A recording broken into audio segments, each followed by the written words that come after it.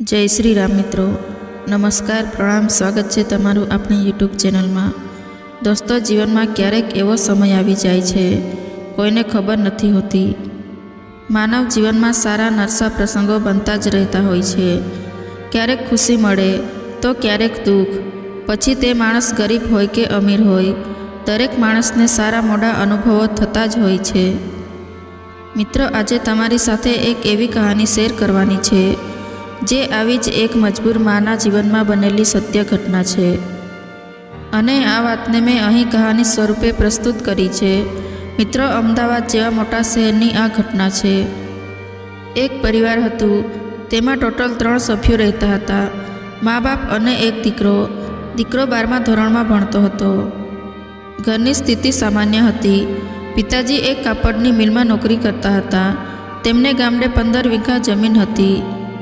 ते बीजाने खेती करवा आपी हती अने तेना बदलामां तेमने वर्षना 30,000 रुपया मळता अने पिताजीनो पगार 12,000 हतो। सामान्य पण सुखी अने शांतिथी आ परिवार पोतानुं जीवन व्यतीत करी रह्युं हतुं। धीरे धीरे समय पसार थतो गयो अने दीकराने विदेशमां भणवा जवानो विचार आव्यो। तेमणे पोतानी माने कह्युं, मारे विदेशमां भणवा जवुं छे। त्यारे मां एकदम चौंकी गई अने माए कह्युं, बेटा, तू अमारो एकनो एक दीकरो छो अने मैं तो एवुं सांभळ्युं छे के विदेश में जाय ए अहींया क्यारेय पाछा नथी आवता। त्यारे दीकरो बोल्यो, मां, तू तो साव भोळी छे। एवुं कोई न होय। भणवानुं पूरुं थाय एटले पाछो आवतो रहीश अने मोटी कंपनी में नौकरी करीश। पछी तो आपणे खूब पैसावाळा थई जईशुं अने मारा पिताजीने पण कोई काम नहीं करवुं पड़े। तेमने निवृत्ति मळी जशे अने आपणे खूब सारूं जीवन जीवी सकीशुं। ते दिवसे सांजे पिताजी नौकरी उपरथी घरे आव्या एटले माए पिताजीने बधी वात कही। एटले तरत ज पिताजी बोल्या, आपणो दीकरो जीवन में कंईक करवा मांगे छे तो आपणे तेना रस्तामां रुकावट न कराय। ते भणी गणीने आगळ आववा मांगे छे तो आपणे एने सपोर्ट करवो जोईए। पिताजीए दीकराने बोलावी अने कह्युं, बेटा, तू तारी विदेश जवानी तैयारी कर अने मने कहे के केटला रूपियानो खर्च थशे। हूँ रूपियानी व्यवस्था करूँ छूँ। दीकराए तरत ज कह्युं, 20 लाख रूपियानो खर्च थशे। पिताजी तो एकदम चौंकी गया अने विचारवा लाग्या के 12,000 नौकरी में घर मांड चलावी सकूँ छूँ अने 20 लाख रूपिया क्यांथी लाववा। पण बाप तो बाप होय छे। अने तेओ मनमा ने मनमा विचारवा लाग्या के मारो एकनो एक दीकरो छे अने विदेश में जईने भणवा अने आगळ वधवा मांगे छे तो एने गमे तेम करीने विदेश में मोकलवो ज छे। ते रात्रे पिताजीने निंदा नथी आवती। तेओ एक धारा विचार करवा लाग्या अने आखरे रस्तो मळी गयो। तेमणे विचार्युं के आपणी बाप दादानी 15 वीघा जमीन छे ते वेचीने दीकराने विदेश भणवा मोकली दईए अने जाहेरात करी के अमारे आ जमीन तात्कालिक वेचवानी छे। उतावळे ए वेचवानी हती एटले थोड़ा ओछा भाव में जमीन वेचाई गई अने दीकराने विदेश में भणवानुं नक्की थई गयुं अने दीकराए जवानी तैयारी चालू करी दीधी। थोड़ा दिवस बाद विदेश जवानो समय आवी गयो अने पोतानो जरूरियात मुजब सामान साथे लईने दीकरो घरेथी निकळे छे। माँ बापने वंदन करी अने दीकरो एरपोर्ट जवा निकळे छे। साथे माँ अने पिताजी पण जाय छे। एरपोर्ट सुधी मूकवा माटे रात्रे 10 वाग्यानी फ्लाइट आवे छे अने दीकरो त्यांथी निकળી જાય છે અને મા બાપની આંખોમાંથી આંસુ વહેવા લાગે છે। પણ આંસુ સુખના હતા કે દુઃખના હજુ મા બાપને પોતાની પણ ખબર નહોતી। એક બાજુ દીકરો વિદેશ ગયો અને પોતે એકલા થઈ ગયા એનું દુઃખ હતું અને બીજી બાજુ દીકરાનું ઉજ્જવળ ભવિષ્ય હતું।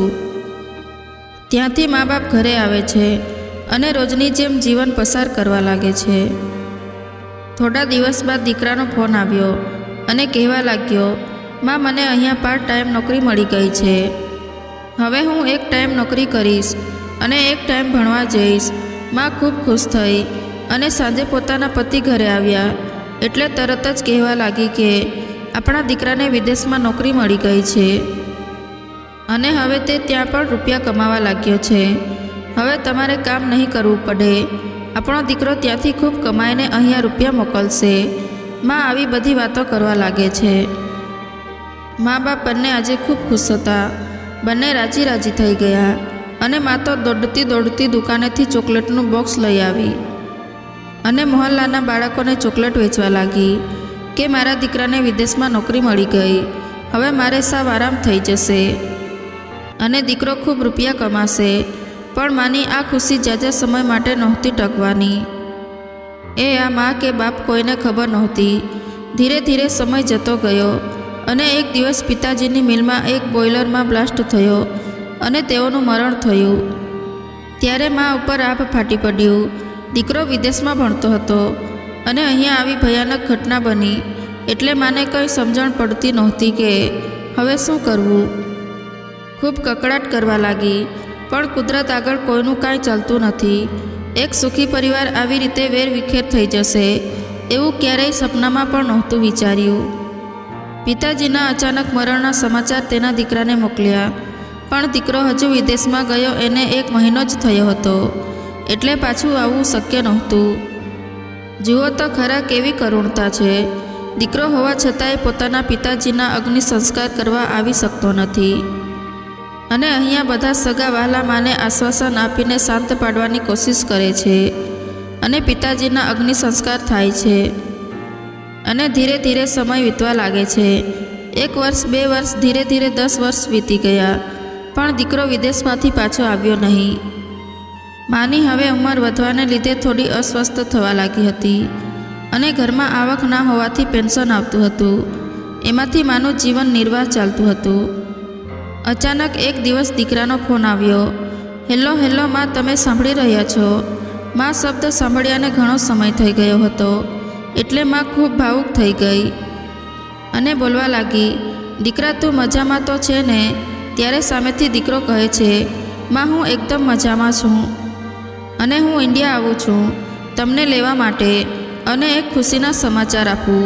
મેં અહીંયા લગ્ન પણ કરી લીધા છે અને મારો દીકરો પણ 3 વર્ષનો થઈ ગયો છે. ત્યારે માં બોલી, બેટા અત્યાર સુધી તું ક્યાં હતો? 10 વર્ષથી હું એકલી રહું છું. તારા પિતાજીના ગયા પછી ઘરમાં આવક પણ નથી. આટલા દિવસો સુધી ક્યારે તને તારી જનેતાની યાદ ન આવી? એટલે દીકરો કહેવા લાગ્યો, માં મને ખૂબ યાદ આવો છો એટલે જ તો ફોન કર્યો. હવે તારે કાંઈ નથી કરવાનું અને અહીંયા આવીને તારે ફક્ત આરામ કરવાનો છે. અહીંયા મારી પત્ની અને હું અમે બંને તમારી સેવા કરશું. દીકરાની વાત સાંભળીને માં આજે 10 વર્ષ બાદ ખુશખુશાલ હતી. પણ હજુ આ લાચાર મને ક્યાં ખબર હતી કે આ ખુશી પણ જાજો સમય નહીં ટકે અને દીકરો ઇન્ડિયા આવે છે. ઘરે પહોંચતા જ માં તો ખૂબ રાજી થઈ ગઈ કે મારો દીકરો આવ્યો, મારો લાડકવાયો આવ્યો, મારો લાલ આવ્યો, મને લેવા આવ્યો. આજુબાજુવાળા બધાના ઘરે જઈને કહેવા લાગી કે મારો દીકરો વિદેશમાંથી મને લેવા આવ્યો. હવે હું પણ વિમાનમાં બેસીશ. માની ખુશીનો કોઈ પાર નહોતો અને આવી જ રીતે ખુશી ખુશીમાં દિવસ વીતી ગયો અને સાંજે માં દીકરો જમવા બેઠા. જમીને માં દીકરો બેઠા બેઠા વાતો કરતા હતા. ત્યારે જ દીકરાએ કહ્યું, માં હવે તો તમારે અમારી સાથે ત્યાં વિદેશમાં જ રહેવાનું છે. તો આપણું મકાન અહીંયા એમને એમ પડ્યું ખરાબ થઈ જશે અને આપણે તો પાછું અહીંયા ક્યારેય આવવું પણ નથી. તો આપણે એક કામ કરીએ, આ મકાન પણ સાથે સાથે વેચતા જઈએ. માને તો દીકરાના આવવાની ખુશીમાં કાંઈ પણ સમજાતું ન હતું અને તરત જ માએ હા પાડી દીધી કે દીકરા આ બધું તારા પિતાજીએ તારા માટે જ તો વસાવ્યું છે. તને જે યોગ્ય લાગે એ કર. હવે તો તારે જ બધું સંભાળવાનું છે. એટલે દીકરાએ મકાન વેચવાની જાહેરાત કરી અને અર્જન્ટ વેચીને વિદેશમાં જવાનું હોવાથી વેચવાનું છે એવું કહ્યું. એટલે થોડા ઓછા રૂપિયા આવ્યા તો પણ મકાન વેચી નાખ્યું અને પોતે માને લઈને ઘરેથી એરપોર્ટ જવા નીકળવાની તૈયારી કરે છે. ત્યારે જ માં ત્યાંના મહોલ્લામાં જઈને બધાને સારા સારા સમાચાર આપવા લાગે છે કે મારો દીકરો અને હું વિદેશ જઈ રહ્યા છીએ. બધાને આનંદ થયો અને દરેકને લાગ્યું કે માજીના અંતિમ દિવસો તેમના પરિવાર સાથે ખુશીથી પસાર થશે. માજી બધાને સમાચાર આપીને ઘરે પાછા આવ્યા. પછી માતાએ તેના ઘરના દરેક ખૂણા તરફ જોયું, જાણે તે તેના બીજા પુત્રને જોઈ રહી હોય તેમ. તેણે તે ઘરને તેના પુત્ર કરતાં વધારે સાચવ્યું હતું. તે ઘરમાં જ તેણે તેના પતિ સાથે 40 વર્ષ વિતાવ્યા હતા. એટલે ઘર છોડતી વખતે માની આંખો ભીની થઈ ગઈ. ત્યારબાદ તેઓ મા અને દીકરો એરપોર્ટ પહોંચે છે. એરપોર્ટ પર આવ્યા પછી પુત્રએ માતાને કહ્યું, માં તમે અહીં બેચ પર બેસો, હું સામાન અને બોર્ડિંગ પાસ ચેક કરીને પાછો હમણાં જ આવું છું. થોડી વાર લાગશે, તમારે અહીંયા બેસવું પડશે, એટલે તમે અહીંયા આરામથી બેસો. હું હમણાં જાઉં છું અને તરત જ પાછો આવું છું. માં બેન્ચ પર બેઠી અને દીકરો અંદર ગયો. ઘણો સમય થઈ ગયો, પુત્ર પાછો આવ્યો નહીં. માતા વિચારવા લાગી, વધુ ભીડ હશે એટલે મોડું થયું હશે, અંધારું થવાનું હતું. હવે લોકોની અવર જવર પણ ઓછી થવા લાગી. માતાને હવે ચિંતા થવા લાગી. ત્યારે એક કર્મચારીએ આવીને પૂછ્યું, તમારે કોને મળવું છે? અહીં કેમ બેઠા છો? ત્યારે માએ ભયભીત સ્વરે કહ્યું, મારો દીકરો સામાન તપાસવા અંદર ગયો છે, અમે લંડન જઈ રહ્યા છીએ. કર્મચારીએ પૂછ્યું, તમારા દીકરાનું નામ શું છે? ત્યારે માં બોલી, મારા દીકરાનું નામ શૈલેષ છે. કર્મચારી અંદર ગયો અને થોડીવાર પછી બહાર પાછો ફરતો તેણે માને કહ્યું, માજી, લંડનની ફ્લાઇટ બપોર પછી નીકળી ગઈ છે અને તમારો દીકરો પણ એ ફ્લાઇટમાં બેસીને લંડન ગયો છે. હવે તમારે અહીંયા બેસવાનો કોઈ અર્થ નથી, તમે પણ તમારા ઘરે જાઓ. ત્યારે માતાની સાથે આપ ફાટી પડ્યું અને સુધા રાસુએ ત્યાં ને ત્યાં રડવા લાગી. એરપોર્ટના કર્મચારીએ પાણીની બોટલ મંગાવી અને જેમ તેમ કરીને માને શાંત પાડી અને પાછા ઘરે જવાની વિનંતી કરી રહ્યા હતા. ત્યારે માએ પોતાની ઉપર થયેલી બધી ઘટનાનું વર્ણન કર્યું.